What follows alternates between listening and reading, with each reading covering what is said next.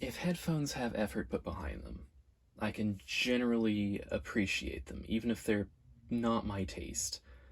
I can generally see the advantages. That's what I'm trying to do with this channel, really. Different users and even different engineers can disagree on whether a tuning is pleasant or a construction method is worthwhile. There are multiple approaches that are all subjectively desirable to different people, instead of things that are just objectively right and wrong. Generally speaking, the truth is not out there. But if I can look at a pair of headphones and listen to them and determine that there has been no effort put forward, then it's open season. You can like bassy headphones. You can like the most bassy of the bassy headphones. But there is a point where it starts to become an issue, and I think that's this. Performance just starts to suffer if there's only bass. Like, people like the term veiled in talking about headphones and speakers.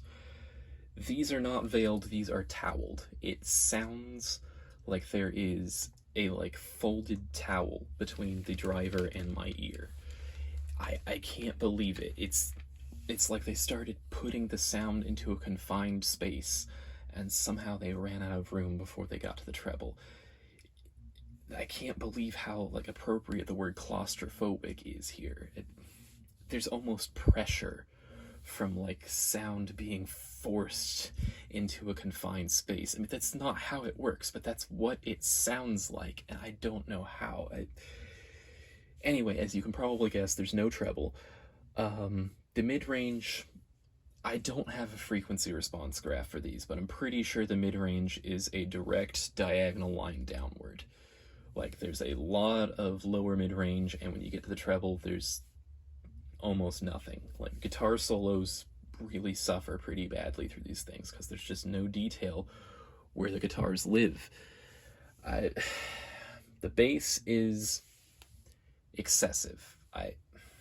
I hear what you're saying. Weird dog man. How can the bass be excessive when it doesn't do well at treble or mid-range? Surely these things have to do something. You have to put something in them. Well, the key to bass is control. That is how you make bass sound good. These don't have that. Like Austrian audio stuff, right? They're not good at bass, but they're okay at sub-bass. They, on their website, go into detail about how they did various design things to try to keep the drivers from wobbling under extreme bass. I wrote it off as fussy nonsense because, come on, wobbling. I no longer write that off as nonsense. I don't know what a driver sounds like when it's wobbling uncontrollably under bass, but it sounds like this. It sounds exactly like this. It's audiophiles use the term woofy. That's this. There's some wuh, there's some there might even be a little bit of f, if you're very lucky. It's very, very much the woofy sound. Another odd detail, they need a surprising amount of power to drive them. I kind of suspected they were 100 ohms or something like that, pretty high impedance or something. No, they're 25, I think. Let me check the script. 24 ohms, my bad. I would actually suspect something is wrong with them. They are secondhand. My mom used these for many years on her PC before I bought her a pair of Grados. Surprised she didn't want these anymore. But my issue with that idea that they are broken is that I feel like they wouldn't be as symmetrically balanced as they are. It sounds like that's how these are supposed to sound. Maybe I'm wrong. Maybe these are cached. I mean, the ear cushions definitely are. Look at that. They are supposed to be on ear, and they still are, so I don't really care. I mean, new ear cushions for these are available. It's $10, but the whole set is $30, so they can stay this way. Also, the ear cushions are glued in for dis-ease of removal, so yeah, they can stay this way. The plastic is cheap. You can see where it has chipped away there and not there, but they are still pretty much holding up. So I guess they're not that bad. They do creak. It's very relaxing. It's like being on a sailing ship, but I mean, it's some of that maybe because they're pretty old. I don't know. I do actually like the weird flat cable. It does strike me as being very inconvenient and unpleasant and like easy to tangle, but it also comes across to me as being like a really interesting artistic choice. And I do like when big companies do things that are interesting, not just things that everyone else in the entire world has done already. Oh yeah, the ear cups seem to be ported, which I'm actually glad there's a headphone that does that I don't like. I'm tired of thinking that's just all it needs is ports, but yeah, you can do it wrong. That's very nice. So this is, I think, my favorite part of this episode.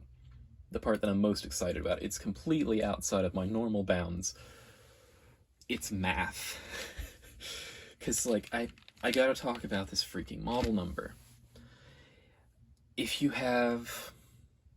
work for a big company and you're trying to come up with a model number scheme, if you have 3 digits and they go from 0 to 9, that's enough model numbers to differentiate 1,000 models, I think. Yeah.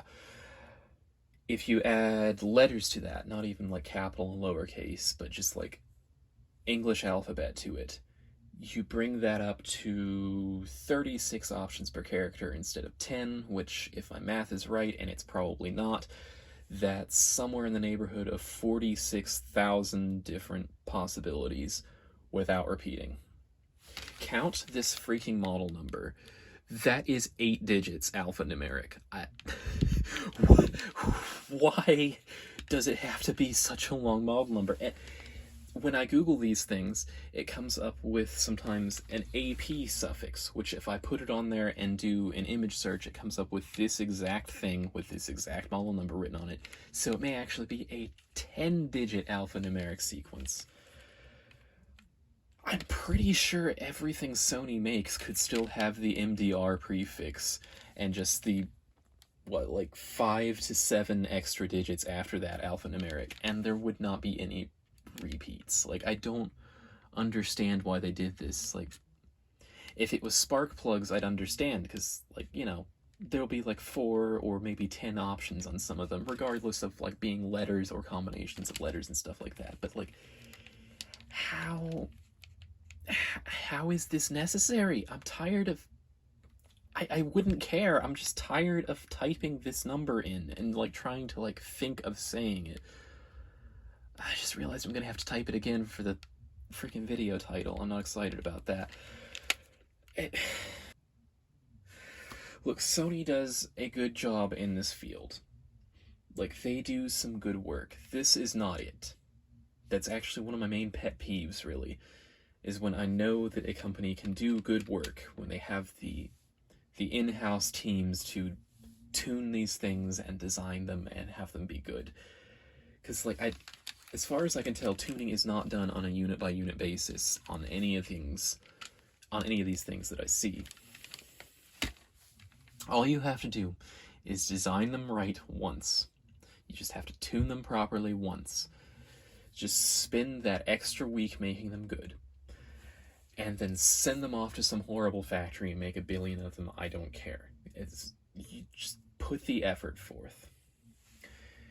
If you have these and you like them, I don't mean to stir up trouble. I personally, however, hate them, to the point where I would say if you are considering buying them, you should probably not. There are better things in this price range. Like, even just from costs at this exact price range, on ideas I have for future videos, you have the KPH-30i, KPH-40, and KSC-75 that will all probably blow these completely out of the water, no contest. That's not even, like, the whole industry and in-depth look. That's just things I'm thinking about buying for future videos. There's better stuff out there. Anyway, thanks for watching. I hope you have a good evening.